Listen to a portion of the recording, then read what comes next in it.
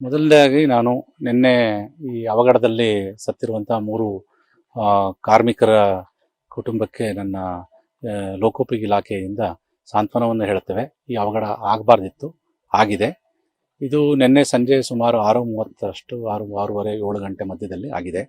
ಅವರು ಇವತ್ತಿನ ದಿನ ಅವ್ರೇನು ಮಾಡಬೇಕಾಗಿತ್ತು ಕೆಲಸದ್ದು ಅದರ ಪೂರ್ವಾಪರವನ್ನು ಚರ್ಚೆ ಮಾಡಲಿಕ್ಕೋಸ್ಕರ ಯಾವ ಲೇಬರ್ಸ್ಗಳಿರಲಿಲ್ಲ. ಒಬ್ಬರು ಸ್ವತಃ ಕಾಂಟ್ರಾಕ್ಟರ್ನ ಅಣ್ಣನ ಮಗ ಈ ಕಾಮಗಾರಿಯನ್ನು ಮೇಲುಸ್ತುವಾರಿ ಮಾಡ್ತಾ ಇದ್ದಂತೆ ಅವನು, ಮತ್ತೆ ಇನ್ನಿಬ್ರು ಎಲ್ಲ ಸುಸಜ್ಜಿತವಾಗಿ ಅವರು ಎಲ್ಲದನ್ನು ಸಲಕರಣೆಗಳೊಂದಿಗೆ ಗಂಬೂಟ್ಸು ಹೆಲ್ಮೆಟ್ಸ್ಗಳನ್ನು ಎಲ್ಲ ಹಾಕ್ಕೊಂಡು ಇವತ್ತೇನು ಮಾಡಬೇಕು ಕೆಲಸ ಅದ್ರ ಬಗ್ಗೆ ಯೋಚನೆ ಮಾಡಲಿಕ್ಕೆ ಅಂತೇಳಿ ಆ ತಳಪಾಯದಲ್ಲಿ ನಿಂತ್ಕೊಂಡು ಅವರು ಸಮಾಲೋಚನೆ ಮಾಡಬೇಕಾದಾಗ ಇದ್ದಕ್ಕಿದ್ದ ಹಾಗೆ ರಸ್ತೆ ಮಣ್ಣೇನು ಕುಸಿದಿದೆ.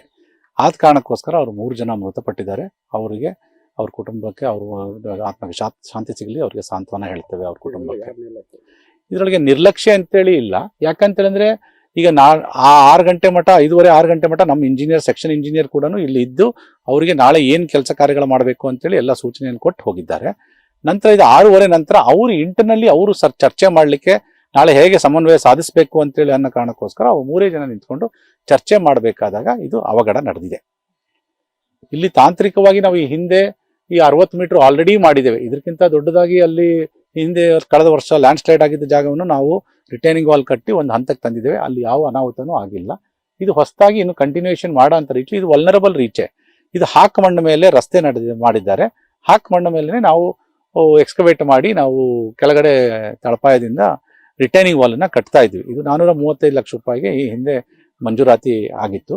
ಈ ಹಿಂದೆ ಕೂಡ ಕೆಲವಾರು ಗುತ್ತಿಗೆದಾರಗಳು ಇಲ್ಲಿ ಬಂದುಬಿಟ್ಟು ಇದು ಕಾರ್ಯಸಾಧುವಿಲ್ಲ, ಇದು ಮಾಡ್ಲಿಕ್ಕೆ ಕಷ್ಟ ಸಾಧ್ಯ ಅಂತೇಳಿ ಅಂದು ಇದನ್ನು ಬಿಟ್ಟೋಗಿದ್ರು. ನಂತರ ಈ ಗುತ್ತಿಗೆದಾರರು ನಾನು ಮಾಡ್ತೇನೆ ಅಂತೇಳಿ ತೀರ್ಮಾನಿಸಿ ಬಂದು ಮಾಡುತ್ತಾ ಇದ್ದಾರೆ. ಅವ್ರ ಕಡೆಯಿಂದ ಅವರು ಎಲ್ಲದೂ ಮಾಡ್ತಾ ಇದ್ದಾರೆ. ನಾವು ತಾಂತ್ರಿಕ ಸಲಹೆಗಳನ್ನು ಸೂಚನೆ ಕೊಡ್ತಾ ಇದ್ವಿ. ಇದು ಡಿಸೈನ್ ಮಾಡಿದ್ದಾರೆ ಎಲ್ಲದನ್ನು. ಈಗ ಇನ್ನೂ ಹೆಚ್ಚಿನ ಮುಂಜಾಗ್ರತೆ ಕ್ರಮ ತಗೊಂಡು ಈ ಸೀಸನ್ನಲ್ಲಿ ಇದನ್ನು ಟ್ರಾಫಿಕ್ ಸಂಪೂರ್ಣವಾಗಿ ಬಂದ್ ಮಾಡ್ತೇವೆ. ರಸ್ತೆ ಕೆಳಗಡೆ ಸಂಪೂರ್ಣವಾಗಿ ಹಾಕ್ ಮಣ್ಣಿದೆ. ಅದು ಫುಲ್ ಸಿಲ್ಟ್ ಮತ್ತೆ ಕ್ಲೇ ಕಂಟೆಂಟ್ ಇದೆ. ಅದು ರಸ್ತೆ ಮೇಲೆ ಯಾವುದೇ ವಾಹನಗಳ ಇಲ್ಲಿ ಮುಂಚೆನೂ ದೊಡ್ಡ ದೊಡ್ಡ ವಾಹನಗಳ ಸಂಚಾರಗಳು ನಡೆದೇ ಇದ್ದಾವೆ. ಆ ಸಂಚಾರಗಳು ನಡೆದಾಗ ಅದು ಒತ್ತಡಕ್ಕೆ ಕೆಳಭಾಗದಲ್ಲಿ ಇವ್ರು ಕೆಲಸ ಮಾಡ್ತಿರೋದಕ್ಕೂ ಮೇಲೆ ಭಾಗದಿಂದ ಅವ್ರು ಒತ್ತಡ ಬಿದ್ದಕ್ಕೆ ಅದು ಸ್ಲೈಡ್ ಆಗೋ ಸಂಭವ ಹಿಂದ್ಗಡೆ ಕೆಳಗಡೆ ಹಾಕ್ ಮಣ್ಣಿರೋದ್ರಿಂದ, ರಸ್ತೆ ಕೆಳಭಾಗದಲ್ಲಿ ಹಾಕ್ ಮಣ್ಣಿರೋದ್ರಿಂದ ಇದು ಸಂಭವ ಆಗಿದೆ. ಮುಂದಿನ ದಿನಗಳಲ್ಲಿ ಈ ರೀತಿಯಲ್ಲಿ ಆಗದೇ ಇರೋ ಹಾಗೆ ಇನ್ನೂ ಮುನ್ನೆಚ್ಚರಿಕೆ ಕ್ರಮ ಕೈಗೊಂಡು ನಮ್ಮ ಇಂಜಿನಿಯರ್ಗಳು ಇದ್ದ ಸಂದರ್ಭದಲ್ಲಿಯೇ ಕಾಮಗಾರಿ ಅಥವಾ ಸಮಾಲೋಚನೆಯನ್ನು ಮಾಡಿಸಿ ಈ ಕಾಮಗಾರಿಯನ್ನು ಸುಸಜ್ಜಿತವಾಗಿ ಈ ಸೀಸನ್ನಲ್ಲಿ ನಾವು ಸಂಪೂರ್ಣವಾಗಿ ಎಲ್ಲ ಟ್ರಾಫಿಕನ್ನು ಬಂದ್ ಮಾಡಿ ಕೆಲಸವನ್ನು ಮುಂದುವರಿಸ್ತೀವಿ.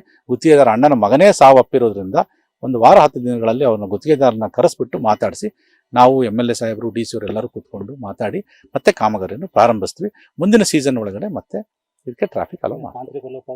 ಇಲ್ಲಿ ತಾಂತ್ರಿಕ ಲೋಪ ಯಾವುದೂ ಇಲ್ಲ. ಯಾಕಂದ್ರೆ ತಾಂತ್ರಿಕ ಲೋಪದಲ್ಲಿ ಇಲ್ಲಿ ನಾವು ಈ ಹಿಂದೆ ಕಟ್ಟಿರೋಂಥ ಸ್ಟ್ರಕ್ಚರ್, ಈ 1 ತಿಂಗಳ ಹಿಂದೆ ಕಟ್ಟಿರೋ ಸ್ಟ್ರಕ್ಚರು ಇದೆ. ಅದೇ ಡಿಸೈನಿಗೆ ನಾವು ಮುಂದುವರಿಸ್ತಾ ಇದ್ವಿ. ಆ ಡಿಸೈನಿಂದ ಯಾವ ಸ್ಟ್ರಕ್ಚರು ಎಫೆಕ್ಟ್ ಆಗಿಲ್ಲ. ಮೇಲಿದ್ದಿದ್ದು ರಸ್ತೆ ಕೆಳಗಿದ್ದು ಮಣ್ಣು ಅದು ಸಿಲ್ಟ್ ಮಣ್ಣಿರೋದ್ರಿಂದ ಹಾಕ್ ಮಣ್ಣಿರೋದ್ರಿಂದ ಅದು ಜರುಗಿರೋದ್ರಿಂದ ಅದು ನೀರು ಕುಡಿದು ಇದ್ರ ಮೇಲ್ಗಡೆ ಇನ್ನು ಯಾವುದೋ ರಿಟೈನಿಂಗ್ ವಾಲ್ ಇನ್ನು ನಾವು ಕಟ್ಟಿಲ್ದಿರೋ ಸಂದರ್ಭಕ್ಕೋಸ್ಕರ ಅದು ಜರುಗಿದೆ. ಈ ಹಿಂದೆ ಕಟ್ಟಿರೋಂಥ ಜಾಗದಲ್ಲಿ ಯಾವುದೂ ಅವಘಡನೂ ಆಗಿಲ್ಲ, ಯಾವುದೂ ಸರದಿಲ್ಲ. ಅಲ್ಲೂ ಇದೇ ವಾಹನಗಳೇ ಅಡ್ಡಾಡಿದ್ದಾವೆ. ಹಾಗಾಗಿ ಇಲ್ಲಿ ತಾಂತ್ರಿಕವಾಗಿ ಯಾವುದು ತಪ್ಪ ಆಗಿಲ್ಲ. ಈ ಸೀಸನ್ ಅಂದ್ರೆ ಸಾರ್ವಜನಿಕ ಅವಕಾಶ ಇಲ್ಲ. ಈ ಸೀಸನ್ಲಿ ಸಾರ್ವಜನಿಕರಿಗೆ ಮನವಿನೂ ಕೂಡ ಹಾಗೂ ಅವಕಾಶನೂ ಇಲ್ಲ. ನೀವು ಹೇಳಿದ್ರು ಸರ್, ಕಾರ್ಮಿಕರು ಯಾರಿಲ್ಲ ಅಂತ ಅವರು ಅಲ್ಲಿದ್ದವರೇ ಅಂದ್ರೆ ಆ ಟೈಮಲ್ಲಿ ಇದ್ದವರೇ ಹೇಳಿದ್ದಾರೆ. ಕೆಳಗಡೆ 7 ಜನ ಇದ್ರು, ಮೇಲ್ಗಡೆ 8 ಜನ ಇದ್ರು ಅಂತ. ಅಲ್ಲ, ಬಟ್ ಯಾರು ಕಾಮಗಾರಿ ನಿರ್ವಹಿಸ್ತಾ ಇರಲಿಲ್ಲ. ಈಗ ಕಾಮಗಾರಿ ಈಗ 6:30 ಅವಘಡ ಹೇಳ್ತಾ ಇದ್ರು, ಅವರು ವರ್ಕ್ ಮಾಡ್ತಾ ಇದೀವಿ ಅಂತಾನೆ ಹೇಳಿದ್ರು. ಇಲ್ಲ ಇಲ್ಲ ಇಲ್ಲ ಇಲ್ಲ ಇಲ್ಲ ಇಲ್ಲ ಇಲ್ಲ ಇಲ್ಲಿ ಯಾವ್ದು ಕಾಂಕ್ರೀಟಿಂಗು ನಡೀತಾ ಇರಲಿಲ್ಲ. ನಿಮ್ಗೆ ಯಾವ್ದು ತಪ್ಪು ಮಾಹಿತಿ ಇರಬಹುದು. ಇಲ್ಲ ಇಲ್ಲ ಇಲ್ಲ ಅಲ್ಲ, ನೀವೇ ಪರಿಶೀಲನೆ ಮಾಡಬಹುದು. ನಾನು ಬಂದು ಪರಿಶೀಲನೆ ಮಾಡಿದ್ದೇನೆ. ಅವರು ಇವ್ರ ಜೊತೆಗೆ ಲೇಬರ್ಸ್ಗಳ ಜೊತೆಗೆ ಚರ್ಚೆ ಮಾಡಿದ್ದೇನೆ. ಅವ್ರು ಯಾವ್ದು ರೀತಿಯಲ್ಲಿ ಕಾಮಗಾರಿ ನಡೀತಾ ಇರಲಿಲ್ಲ. 5:30 6 ಗಂಟೆ ಅದು ನಿಮ್ಮ ಮಾಹಿತಿ ಇರ್ಬೋದು. ನಿಮ್ಮ ಮಾಹಿತಿ ನನಗೆ ಬಂದಿರೋ ಮಾಹಿತಿ, ನನಗೆ ಸಿಕ್ಕಿರೋ ಮಾಹಿತಿನ ಅಷ್ಟೇ ನಾನು ನಿಮ್ಮ ಮುಂದೆ ಇಡ್ಲಿಕ್ಕೆ ಸಾಧ್ಯ. ನೀವು ನಿಮ್ಮ ಮಾಹಿತಿನ ನೀವು ಯಾವ ರೀತಿಯಲ್ಲಾದ್ರೂ ವಿಶ್ಲೇಷಣೆ ಮಾಡಬಹುದು. ಅಲ್ಲ, ಈಗ ನನಗೆ ಬಂದಿರೋ ಮಾಹಿತಿ, ನನಗೆ ಕೊಟ್ಟಿರೋ ಇಂಜಿನಿಯರ್ಸ್ಗಳ ಮಾಹಿತಿ, ನನಗೆ ಗುತ್ತಿಗೆದಾರರಿಂದ ಬಂದಿರೋ ಮಾಹಿತಿನ ಇಲ್ಲ ಇಲ್ಲ ಇಲ್ಲ ನಾನು ತನಿಖೆ ಮಾಡಿ ನನಗೆ ಬಂದ ಪ್ರಥಮ ವರದಿ ಮಾಹಿತಿ ಏನಿದೆ ಅದ್ರ ಪ್ರಕಾರ ಹೀಗೆ ಇದೆ. ಟೆಕ್ನಿಕಲ್ ಟೀಮ್ ಅಂತಂದ್ರೆ ತಾಂತ್ರಿಕವಾಗಿ ದೋಷವಾಗಿಲ್ಲ. ಇದೇ ಡಿಸೈನ್ ನಾವು ಕಂಟಿನ್ಯೂ ಮಾಡ್ತೇವೆ. ಅಲ್ಲಿ 22 ಮೀಟರ್ 23 ಮೀಟರ್ ಹಿಂದ್ಗಡೆ ನಾವು ಮಾಡಿದ್ದೇವೆ, ಇದೇ ಡಿಸೈನ್ನೇ ಅಡಾಪ್ಟ್ ಮಾಡಿದ್ವಿ. ಈಗ ಬರ್ತಾ ಇನ್ನೂ ಡೆಪ್ತ್ ಕಡಿಮೆ ಆಗ್ತದೆ, ರಿಟೈನಿಂಗ್ ವಾಲ್ ಡೆಪ್ತ್ಗಳು ಕಡಿಮೆ ಆಗ್ತದೆ. ಸೊ ಅದನ್ನು ಮಾಡಿಕೊಡ್ತೇವೆ ನಾವು. ಇದೇ ಡಿಸೈನ್ ಹೋಲ್ಸ್ ಗುಡ್ ಆಗುತ್ತೆ. ಇನ್ನೂ ಹೆಚ್ಚಿನ ಒಂದು ಸುರಕ್ಷತಾ ಕ್ರಮ ಕೈಗೊಂಡು ನಾವು ಮಾಡಿಕೊಡ್ತೇವೆ ಕೆಲಸ. ನಿನ್ನೆ ಸಾಯಂಕಾಲ ಒಂದು 6:30 ಸುಮಾರಿಗೆ ಇಲ್ಲಿ ಲ್ಯಾಂಡ್ ಸ್ಲೈಡ್ ಆಗಿ 3 ಜನ ಇಲ್ಲಿ ಮಣ್ಣಲ್ಲಿ ಸಿಲುಕೊಂಡಿದ್ರು. ಅದನ್ನ ಶವಗಳನ್ನು ಕೂಡ ಹೊರಗಡೆ ತೆಗೆದು ಈಗ ನಗರದ ಆಸ್ಪತ್ರೆಯಲ್ಲಿ ಎಲ್ಲ ಅವರ ಸಂಬಂಧಿಕರು ಕೂಡ ಬಂದಿದ್ದಾರೆ. ಅವ್ರದ್ದು ಪೋಸ್ಟ್ ಮಾರ್ಟಮ್ ಪ್ರಕ್ರಿಯೆಯನ್ನು ಮುಗಿಸಿ ದೇಹಗಳನ್ನು ಅವರ ಕುಟುಂಬಕ್ಕೆ ಹಸ್ತಾಂತರಿಸುವ ಕೆಲಸಗಳನ್ನು ಮಾಡ್ತಾ ಇದ್ದೀವಿ. ಇಲ್ಲಿ ಆಗಿರ್ತಕ್ಕಂಥ ಅವಘಡದ ಕುರಿತು ಸ್ಥಳ ತನಿಖೆ ಮಾಡೋದಕ್ಕೆ ನಾನಿದ್ದೀನಿ. ಆನಂತರ PWD ಚೀಫ್ ಇಂಜಿನಿಯರ್ ಸಾಹೇಬರು ಕೂಡ ಬಂದಿದ್ದಾರೆ. ಎಲ್ಲ ವಿವರಣೆಗಳನ್ನು ತೆಗೆದುಕೊಳ್ತಾ ಇದ್ದೀವಿ. ಲೂಸ್ ಸಾಯಿಲ್ ಆಗಿರೋದ್ರಿಂದ ಎಕ್ಸ್ಕವೇಷನ್ ಮಾಡುವಂಥ ಸಂದರ್ಭದಲ್ಲಿ ಇದು ಲ್ಯಾಂಡ್ ಸ್ಲೈಡ್ ಆಗಿರೋದು ಪ್ರಾಥಮಿಕ ಮಾಹಿತಿ ಪ್ರಕಾರ ಗೊತ್ತಾಗ್ತಾ ಇದೆ.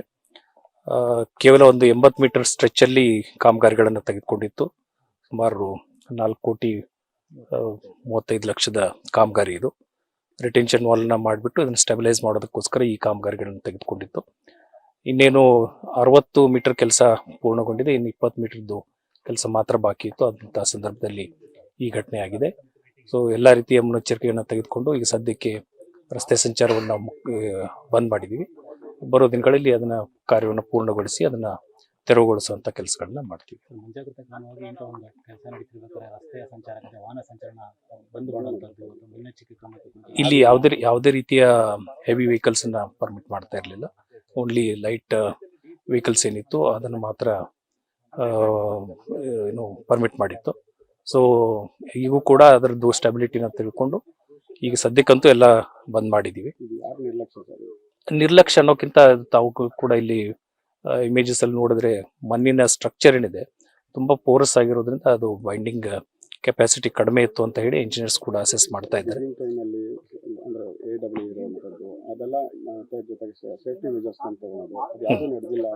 ಅದನ್ನ ಪರಿಶೀಲನೆ ಮಾಡಕ್ಕೆ ಅದನ್ನೇ ಕೂಡ ಇವತ್ತು ನಾವು ಅಸೆಸ್ ಮಾಡ್ತಾ ಇದೀವಿ. ಯಾವ ರೀತಿ ಏನೇನು ಸ್ಟ್ಯಾಂಡರ್ಡ್ ಆಪರೇಟಿಂಗ್ ಪ್ರೊಸೀಜರ್ ಏನಿತ್ತು, ಯಾವ ರೀತಿ ಲ್ಯಾಪ್ಸಸ್ ಆಗಿದೆ ಅಂತ ಅದನ್ನ ತಿಳ್ಕೊಳ್ಳೋದಕ್ಕೋಸ್ಕರ ನಾನು ಬಂದಿದ್ದೀನಿ. ಅದನ್ನೆಲ್ಲ ವೆರಿಫೈ ಮಾಡಿಬಿಟ್ಟು ನಮಗೆ ಹೆಚ್ಚಿನ ಮಾಹಿತಿಯನ್ನು ಸಾಯಿಲ್ ಟೆಸ್ಟ್ ಮಾಡಿಬಿಟ್ಟೇ ಕಾಮಗಾರಿಯನ್ನು ತೆಗೆದುಕೊಂಡಿರ್ತಾರೆ. ಯಾವುದೇ ಕಾಮಗಾರಿಗಳನ್ನ ಅದು ಇಂಥ ಕ್ರಿಟಿಕಲ್ ಕಾಮಗಾರಿಗಳನ್ನ ಸಾಯಿಲ್ ಟೆಸ್ಟ್ ಇಲ್ಲದೆ ಮಾಡೋದಿಲ್ಲ. ಸಾಯಿಲ್ ಟೆಸ್ಟ್ ಮಾಡಿನೇ ಮಾಡಿರ್ತಾರೆ. ಅದು ಕೂಡ ಇಂಟರ್ನಲ್ ಸ್ಟ್ರಕ್ಚರ್ ಏನಿದೆ ಅದು ವಿಸಿಬಲ್ ಆಗೋದಿಲ್ಲ. ಅದಕ್ಕೆ ನೋಡಿಕೊಂಡು ಯಾವ ರೀತಿ ತಪ್ಪಾಗಿದೆ ಅಂತ ಟೆಕ್ನಿಕಲ್ ಅಸೆಸ್ಮೆಂಟ್ ಕೂಡ ಮಾಡ್ತೀವಿ. ಈಗ ಸಂಬಂಧ ಮೃತಪಟ್ಟಂತರ ಕುಟುಂಬಕ್ಕೆ ಪರಿಹಾರ ಆಗಿರ್ಬೋದು, ಮುಂದಿನ ಎಚ್ಚರಿಕೆ ಯಾವ ಥರ ಪರಿಹಾರ ಕೊಡೋದ್ರ ಬಗ್ಗೆ ನಾನು ಪ್ರಸ್ತಾವನೆಯನ್ನು ಸರ್ಕಾರಕ್ಕೆ ಸಲ್ಲಿಸ್ತೀನಿ. ನೋಡಿಕೊಂಡು ನಮ್ಮ ಶಿಫಾರಸನ್ನು ನಾವು ಮಾಡಿರ್ತೀವಿ.